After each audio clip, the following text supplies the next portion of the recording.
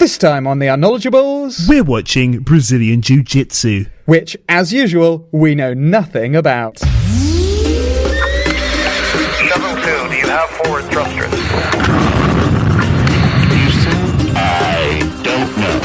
Hello and welcome to the Unknowledgeables. My name is Kit. and I'm Inti. So this week we're watching Brazilian Jiu-Jitsu. We're watching some kind of final of Brazilian Jiu-Jitsu. This was a video that was recommended to you, right, Inti? Yes, this is a Brazilian Jiu-Jitsu match, which I believe we're going to watch. You believe we're going to watch it?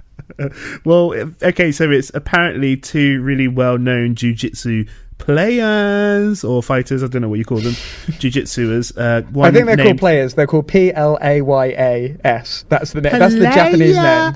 So, Pureyas. CD Pureya. That's the name.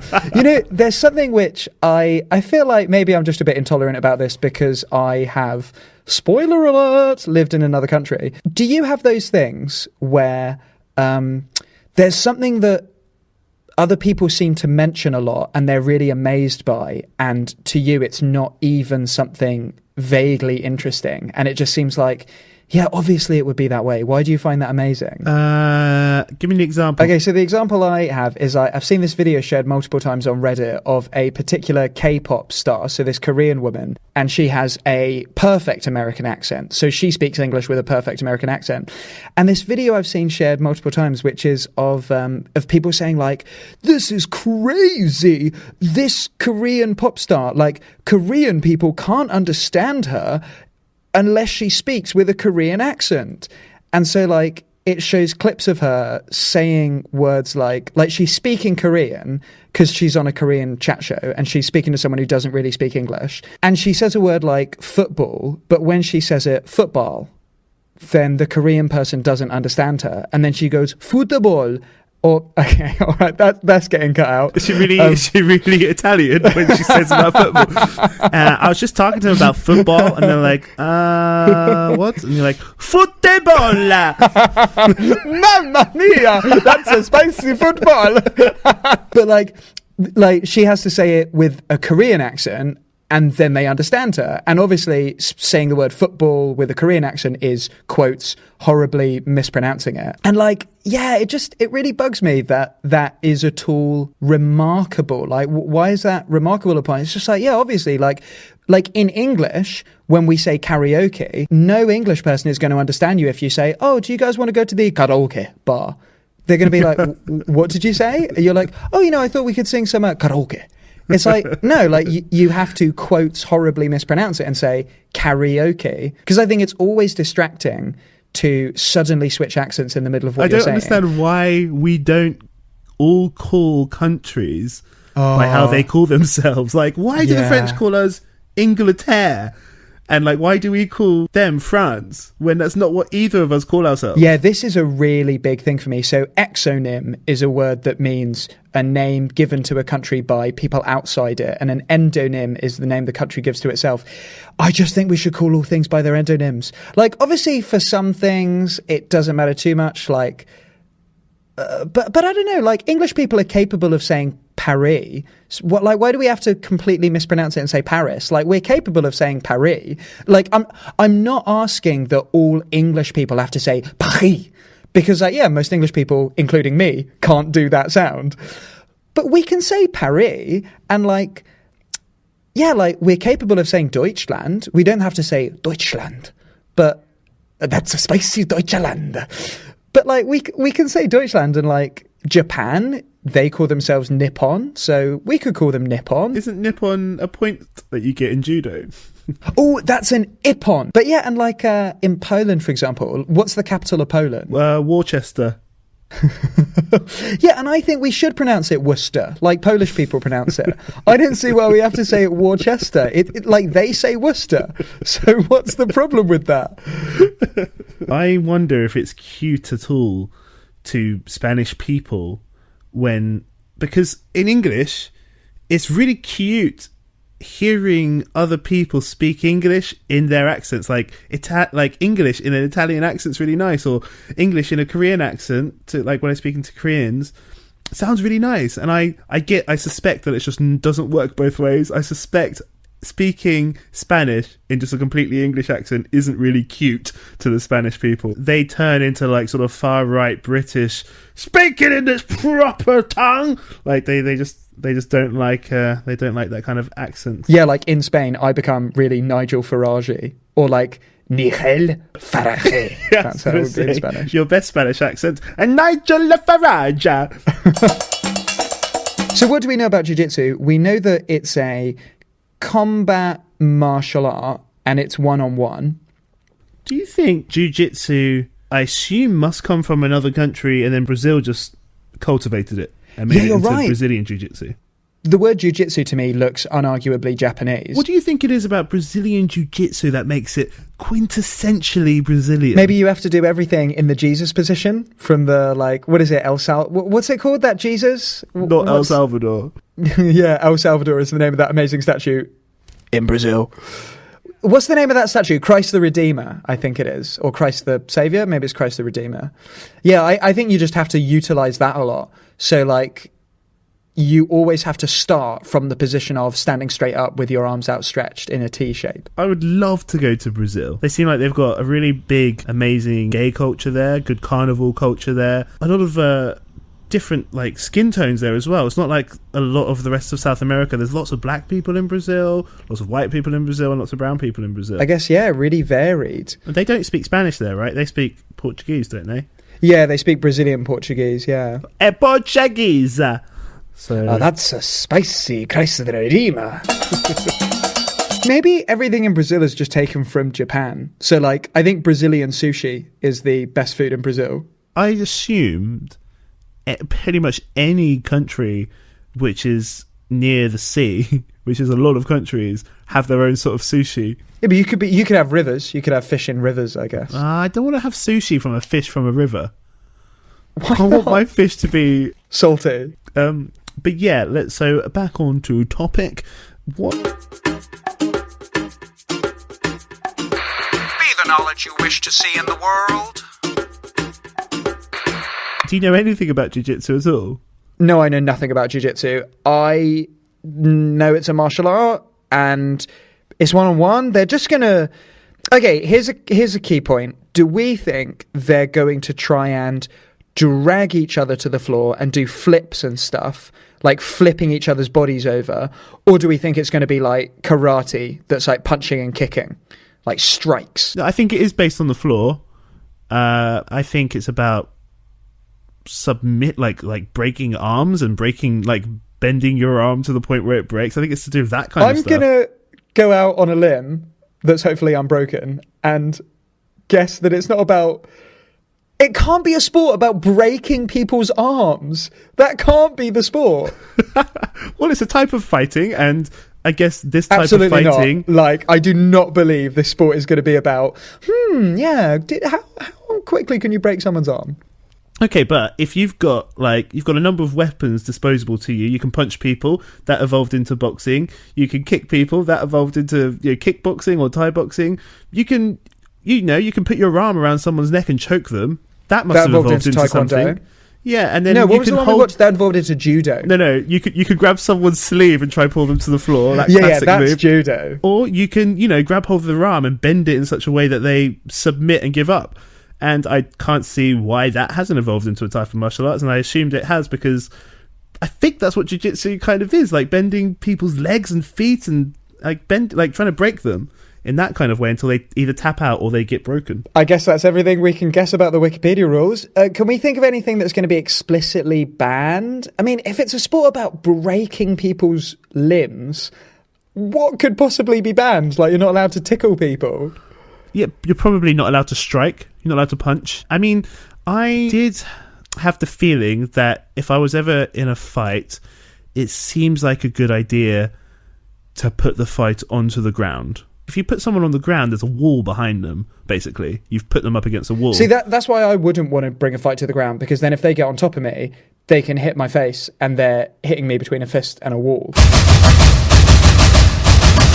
other day, Kit came over to my house for New Year's Eve, and I had recently watched a match of MMA, and I was sort of listening to about this match of MMA, this sort of UFC fighting, cage fighting thing, and I was like, Kit, I want to try this move on you where I lay on the floor and you lay on top of me, and I get your leg tangled up, and so it becomes impossible for you to move.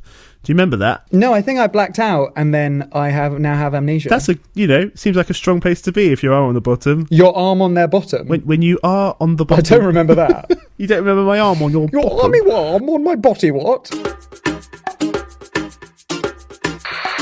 real danger is the unknown.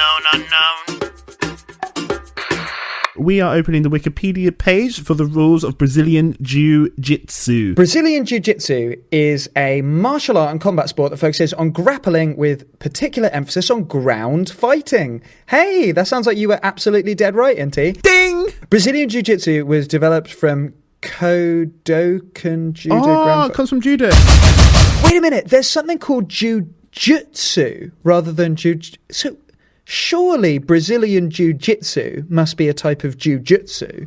Well, it's an adaptation. It says here very clearly it's an adaptation of judo, Jiu-Jitsu, Judo. and wrestling. I like to do what you do. You do you, and I'll do Brazilian Jiu-Jitsu. Brazilian Jiu-Jitsu is founded on the concept that a smaller, weaker person can successfully defend themselves against a bigger, stronger, heavier person. And this is done using technique, leverage, and most notably, you were right, Inti, taking the fight to the ground. Ding! Okay, I have opened the Wikipedia page for joint lock. A joint lock is a grappling technique that involves manipulating an opponent's joints to reach their maximal degree of motion. So yeah, you were right. Ding! In Korea, these are called joint breaking moves. But how would a Korean pronounce that? It's Gwanjeol Kergi, or to pronounce it with a Korean accent, that's a spicy Gwanjeol Kergi. BJJ, as they call it. BJJ. BJJ employs a wide range of takedown techniques to bring opponents to the ground, such as pulling guard. Pulling guard. I hope guard doesn't mean sleeve, because then this will just be the same as judo. Pulling guard is when you manage to make out with one of those guards outside Buckingham Palace. It's when you pull a bouncer. And so BJJ is Brazilian Jiu-Jitsu, but BBJ is bouncer BJ, and that is a part of the pulling guard. It's a great technique. It really you can put their penis in such a great joint lock. Such that it's fully extended, i.e. erect. When in the guard position, the practitioner is on their back controlling an opponent with their legs. So that means you're on the bottom against the floor, but you're using your legs to control your opponent who's on top of you. It's such an uncomfortable position, and this is what you did to me when I was over at your house for New Year's Eve. It's so uncomfortable to be on the floor with someone and to be on top of them, fighting them, but you are the one who is in submission. That's so annoying, because you would just assume if you're on top, you're basically on top. Like, hence the embodied cognition phrase that we have for that. But no. Hey, what do you think this is? In the choke section, they're listing a bunch of chokes. They've got triangle choke, the bow and arrow choke, sleeve choke. Okay, what do you think this one is? Rear naked choke. Naked means that you're using your naked arms? Or... I have no idea what naked choke means. Oh, maybe it's a naked choke because there's nothing between your choking them and their neck? Skin on skin. No clothes in the way. Yeah, I guess so. Mate, speaking of skin, there's a whole section about skin health because Brazilian Jiu-Jitsu practitioners are regularly exposed to skin abrasions and unsanitary mat conditions. Several commonly contracted skin diseases include ringworm, impetigo, staph, herpes, this sounds terrible. It sounds like the major... I was worried about practicing jiu-jitsu because it was like, oh man, I guess I might get my whole spine broken. But I'm just worried about getting ringworm and impetigo. Now to the part of the episode where we watched a video. In the beginning, God created knowledge and unknowledge. All right, so this is the Metamoris 3 tournament, and this is Royler Gracie, who's part of the Gracie lineage, I assume, versus Eddie... Bravo. Oh, thank you. I thought I read that quite well. Cheers. This is like a 24-minute long video, so we're just going to watch the whole thing. Wow, 43 years old against 48 years old. That's interesting. Like, when I think of fighters, I feel like you always hear in sports people have passed their prime after 23 and a half years old. So this is so cool. Hey, here are the rules. It's 1 round to 20 minutes. Hey, this is very useful that they just show us the rules in the video. Yeah, that's amazing. There are no points. You win by tap out only or a draw after the time's up. Makes sense. No striking of any kind. Makes sense. The time won't stop if... Okay, that all makes sense. All right, here they are. They're stepping up to the plate. Do you call it a pitch or a plate or a mat? Floor, or a dojo, a judo, a doju, octagon, doju you, mate, doju you, and I'll go on the pitch. Juju, mate, jiu-jitsu. Who hit you? Jiu-jitsu. This looks bizarre. Oh, he's got the leg lock. But who's locking who? I'm assuming Gracie is locking the guy he's on top of. Yeah, true, but Eddie Bravo has got that leg lock, which I did on you. This looks like such a tangle of limbs. Look, there's one guy with one leg, and there's another guy in a spooning position, and he's clearly got 3 feet. Because he's got his own 2 feet, and then the other guy's foot just poking out from between them. So what's he trying to do? Is Gracie trying to extricate himself? Because Gracie's still on top. Gracie is still on top of Bravo. Yeah, Gracie looked like he's got control of the situation, like he's trying to do something. But like Gracie's he's got an idea trapped. or plan. Gracie's leg is trapped between Bravo's legs. Yeah, that's true. But he wants to pull down his trousers, which is cool. Oh, yeah, he is pulling. Wow, he's going for a foot. He's not doing a trouser lock there. He's just going for a full-on pull down the trousers there. He's still got him by the back of the trousers. He's still pulling down his trousers. I mean... It's so annoying. So if I was leg locking someone and they started pulling down my trousers, I'd just be like, oh, screw it. I give up, you win. Yeah. Is that a rule of judo that we missed on the Wikipedia page? That, like, if either competitor exposes the other competitor's bum cheeks, then that counts for half a point. An ippon. A pon. Do you think the judges, because I've got it on mute, do you think the judges are like, this is awkward. what is he doing? This is very uncomfortable. Like, why is he... Is this why you put your hand on my bottom? When you said, if you can get your arm on bottom... He's taken that advice literally in the Gracie family. Their literal maxim is, get arm on bottom. Eddie Bravo looks exhausted on the floor. Eddie Bravo looks like he is about to pass out. Like, his face is purple from being choked. That looks terrible. Do you think it's from being choked or from... It's so tiring holding this guy's leg as tight as I am? I think it's so tiring trying to keep your trousers up when a guy keeps trying to pull them down. It's so annoying. I think his face is purple from embarrassment, mate. If we turned up the volume, it would be Gracie going, I'm going to get your bum out. I'm going to get your bum out. And Eddie Bravo going, no, don't do it. It'll be embarrassing. I'm going to do it. All these people are going to see your bum. No, don't do it. I assume they're both Brazilian. No, don't take my bum out. Oh, that's a spicy bum. Oh, no, I get it. He's trying to weaken Bravo. Because if you think the bum is especially susceptible to impetigo and ringworms. So he's trying to get it out. He's trying to pull down his trousers and rub his bum on the pad to weaken him.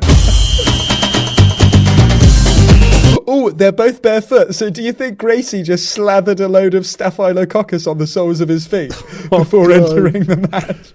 It's such a vicious sport. Oh. Mate, you hate staphylococcus. Every time I mention it, like I mention impetigo, you're relaxed. I mention ringworm, you're relaxed. But every time I mention staphylococcus, you're like, oh. Staphylococcus has just got so many sounds in it. Oh, that's what bothers you about it. Such a vicious sounding word. MRSA, I'm pretty sure that's Staphylococcus, methicillin-resistant Staphylococcus aureus. Is that when they speak really gently in your ear? MRSA. Yeah, that's what people love. It's ASMR. Yeah, or MS. Yeah. Wait a minute, ASMR is an anagram of MRSA. Oh my goodness, this is a conspiracy by Big Staff. He's making him do the splits. Eddie Bravo has put Royler Gracie into a position where he's doing a front back splits position. Oh, that is unpleasant. That must be so painful, unless you're good at doing the splits, but even then it looks like it would not be a comfortable position to be in. Hey guys, welcome to my YouTube channel. Today I'm going to be handling some methicillin-resistant Staphylococcus. I'm going into a hospital and I'm not using the alcohol gel, so probably get ill. Oh, Royler Gracie is in a terrible situation. Yeah, it looks like Royler Gracie is straight back to being in a terrible situation. Yeah, because Eddie Bravo keeps locking his leg and then getting the other leg tangled up in his arm. so that he's going to try get him into that splits position again. Because if you're locking someone's leg and pulling their leg downwards, but their other leg is having to be up just to ground themselves, and you hook their other leg with your arm, you can start stretching their legs apart from each other. I feel like they're whispering to each other like, hey mate, can we just have a quick rest? 7 minutes left on the timer, mate. Can we just chill out a bit? Mate, we're both pretty good. We're both in our 40s. Let's just Mate, have a little rest. We're both pretty good. No, we're both pretty old. Oh, have they let go? They just let go. No, I think because they were about to fall off the edge. Yeah. Yeah, they got tapped and told to just be like, guys, it's all fun and games here, but can you come back to the middle? I like a laugh just as much as the next guy, but it's not funny anymore, right? Come on, back to the middle. This is a fight, not a brawl, so can we keep it in the middle? Oh man, Gracie just wiped the sweat off his head on the t-shirt of the other guy. Oh, trying to contract something. So they almost rolled off the edge of the dojo, and the crowd is right there. So the crowd were like yelling at them and yelling encouragement, and then members of the crowd tapped them and went, you're going to roll off the edge, you have to stop. So they let go of each other, walked away, and then went back to the middle of the dojo, and for the last minute, they've been discussing with the rep what position they were in before they stopped. This has been like 90 seconds of discussion now where they lie down. Like one of them just lies down and the other one just he's got his hands behind his head now, just like relaxed lying down. And then the other one gets on top of him and then they just discuss it for a bit. And then they get up and rearrange themselves and they discuss it for a bit. And then they chat with the ref and it's so amiable. I want to see some bones break. I do not want to see that. We almost saw a foot break. He's gone for a foot. He's gone a fetal position. Oh, they've both gone to the feet. Oh, Jesus. Wait, I meant fetal position like curled up, not like going for the feet position. Fetal, they're going for the feet. Well, they were in an armal position, and then they'll be going for a fetal, and now they're going for a sleeval position. Oh, my God. Look, he's like shaking his hand like, no, my foot's not going to break. Don't try and break my foot. My foot's not going to break. Don't you do that. Stop doing that. Wow, they're actually... Okay, now I physically can't quite comprehend the position that their legs are in. Their legs look so crazily tangled. Royler Gracie is now in a stretched out position that looks more comfortable, whereas Eddie Bravo is in a balled up position. And I don't know whether he's balled up to exert more pressure on Royler Gracie's leg or whether he's balled up because Royler Gracie is compressing him. I would like to pause this video one day and me and you try get ourselves into that exact position. Oh, it looks so complicated. We could add that as a bonus if we get enough Patreon subscribers. Eddie Bravo wants to break that foot so bad, but he just can't do it. He's got such a flexible foot. Oh, now Royler Gracie is trying to break Eddie Bravo's foot. This is horrible. They've both got each other in a foot breaking. Think how strong your foot and ankle muscles must be if someone's desperately trying to break your foot by pulling it out of joint and your foot is just strong enough to resist both their hands. Or you've just like the loosey-gooseyest foot that it just can't break. It's like so loosey and goosey, you can bend it every which way and it's fine. That's the fetal floor. The fetal floor of this is they're not both wearing shoes. No, the fetal floor of this is they both have feet that the other one can break. And they're like holding hands as well, like for just moral support, it looks like. We'll get through this. We're both approaching 50. We'll get through this. For I am a stranger in an unknown land. Alright, so that was the end of the YouTube video, and this YouTube video ended without telling us who won. Well, no, it's either a draw or somebody's foot gets broken. Oh, yeah, the timer counted down. We counted down the full 20 minutes, and it was a draw. Yeah, because and it was a great nothing match. happened. It was a really cool match. That was really awesome. So, Inti, do you think you'd like to try Brazilian Jiu-Jitsu after having watched this match? Wait, hold on. Now to the part of the podcast where Kit asks Inti if he'd like to try the sport. I'm not the most flexible guy in the world, but I can endure discomfort. I don't mind being like a horrible, like just sometimes just to play pranks on my friends, I'll put myself in a very discomforting position. Yeah. So I'm good at just, not being comfortable. I enjoy that. So I feel like the majority of that sport seems to be getting into an uncomfortable position and stay there as long as possible.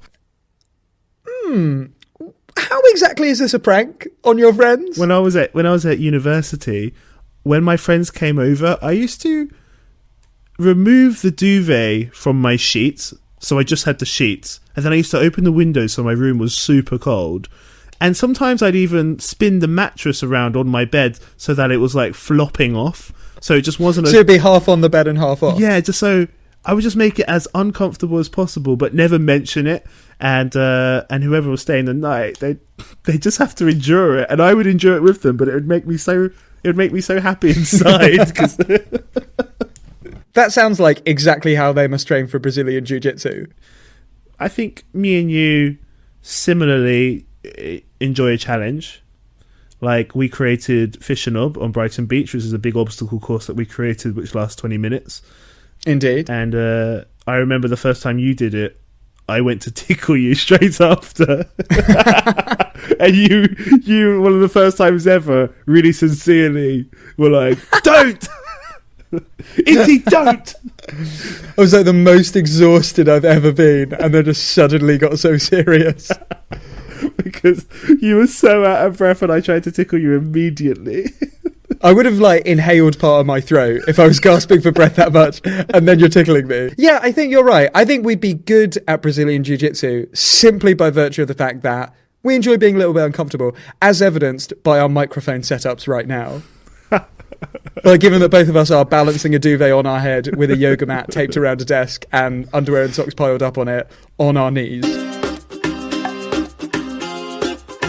Thanks for listening to the show. If you enjoyed it, please subscribe. And if there's anything else you'd like us to watch And become less unknowledgeable about, send us a link on Twitter at The Unk Podcast. that's at THEUNK Podcast. And if you're hungry for more Kit and Inti, I've got a musical rom-com called Love Pill the Musical. And I have a feminist sketch show called The Second Sketch. And you can find them wherever you listen to podcasts. See you next time! I had that machine, I had penis.